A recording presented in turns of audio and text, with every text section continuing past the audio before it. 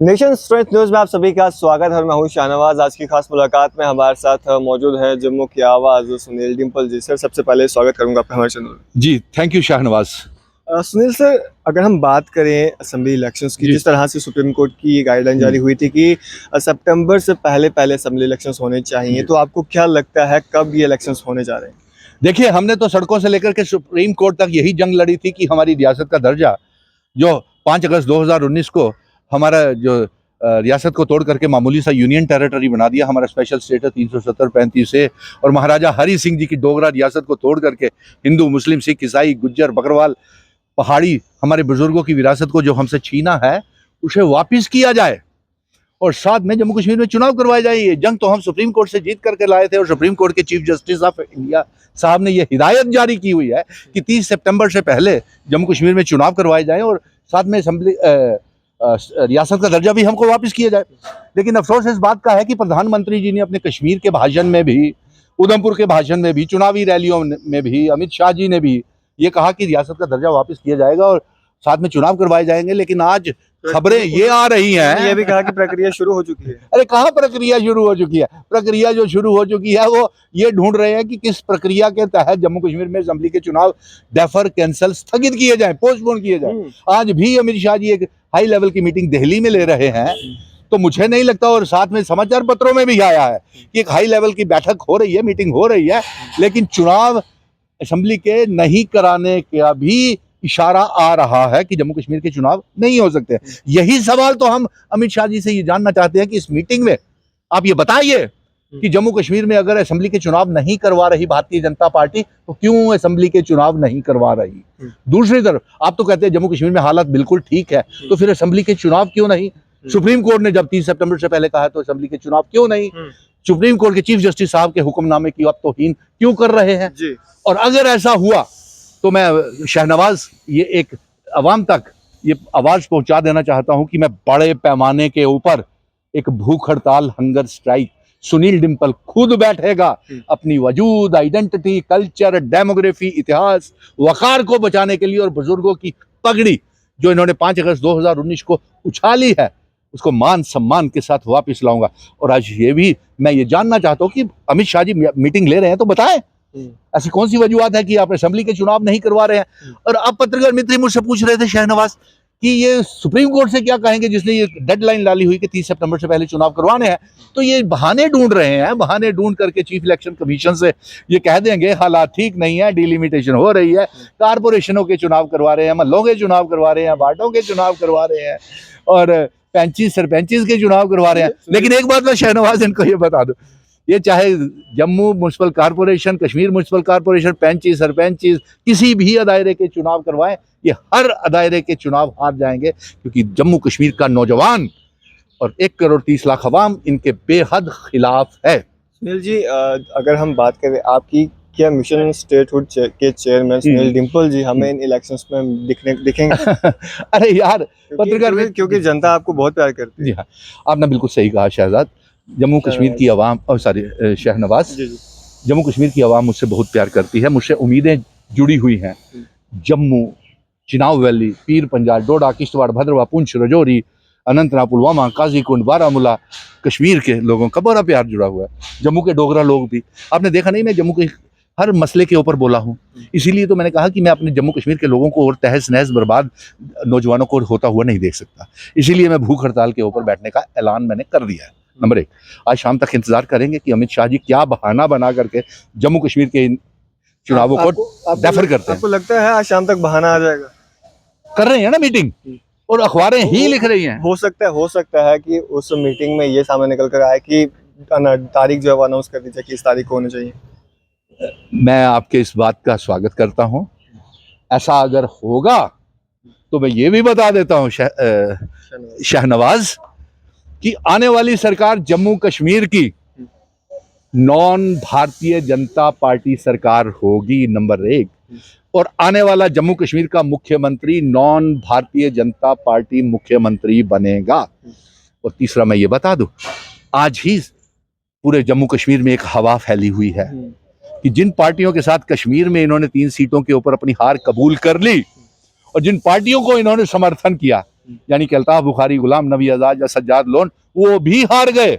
और हार के बावजूद उनको मैंने कहा था कि ऐसी पार्टी के साथ हाथ मत मिलाइए जिसने हमारी रियासत को तोड़ दिया, हमारा वजूद, हमारा आइडेंटिटी, कल्चर, डेमोग्राफी, इतिहास, हमारे जम्मू कश्मीर की आवाम को बर्बाद कर दिया, नौजवानों को बर्बाद कर दिया। लेकिन वो बेताब थे, बेचैन थे भारतीय जनता पार्टी के एनडीए में जाने के लिए। आज देख लीजिए हशर। और अब आज अल्ताफ बुखारी को भी मैं बता देता हूँ, मेरा मित्र है, मैं छुपाता नहीं हूँ बात, सच बात करता हूँ। मैंने उसको भी कई बार कहा था हमारे साथ आ जाइए, लेकिन वो जमा जवानी ही बुखारी ने आपको ये नहीं कहा कि आप उनके साथ चले जाइए? नहीं, मैंने उनसे ये कहा था कि हम एक साझा मंच बनाया हुआ है हमने, हम उस साझे मंच के तहत रियासत के दर्जे की जंग लड़ते हैं और असेंबली के चुनावों की जंग लड़ते हैं। ना वो मुझे सुप्रीम कोर्ट में नजर आए, ना कहीं वो सड़कों पे नजर आए, ना कहीं वो जंग लड़ते हुए नजर आए। हाँ, जमा जवानी जरूर खर्चे करते रहे और ये जरूर बोलते रहे कि वो तो बेताब है मोदी जी के साथ हाथ मिलाने के लिए। अब हाथ मिलाने का नतीजा देख लिया, आपका शिकारा, आपका सज्जाद लोन का और अजाज का शिकारा डल लेक में डूब गया। और शायद एक बात और बता दो, सुनने में ये भी आ रहा है कि अल्ताफ बुखारी के जितने नेता हैं वो पार्टी छोड़ करके ना जाने कौन कौन सी पार्टियों में जा रहे हैं, कोई कांग्रेस में जा रहा है, कोई नेशनल कॉन्फ्रेंस में जा रहा है, सुनने में आ रहा है। हो सकता है वो लोग ये सोच रहे होंगे कि जिस तरह से आपने कहा कि अल्ताफ बुखारी साहब आपके मित्र हैं, सुनील डिम्पल जी आ रहे हैं, तो मैंने इनको आगाह किया था, याद कर, आपको भी इंटरव्यू दिया था मैंने, और मैंने कहा था कि ये गलती कर रहे हैं, जिस पार्टी के साथ हाथ मिला रहे हैं वो इनको शिकारा हाउस बोट जो है डल लेक में डुबो देंगे, क्योंकि उनके खिलाफ जम्मू कश्मीर की आवाम के बहुत गुस्सा है। इसीलिए तो अब भारी वोटिंग टर्नओवर क्यों हुआ पार्लियामेंट के चुनावों में? भारी वोटिंग टर्नओवर इसलिए हुआ कि 5 अगस्त 2019 के फैसले, भारतीय जनता पार्टी के फैसले जम्मू कश्मीर की आवाम को मंजूर नहीं थे। और देखिए जुमले, देखिए कैसे यू टर्न लेते हैं ये। प्रधानमंत्री जी कश्मीर आते हैं, उधमपुर आते हैं, जम्मू आते हैं, अमित शाह जी आते हैं, कहते हैं रियासत का दर्जा चुनाव करवाएंगे।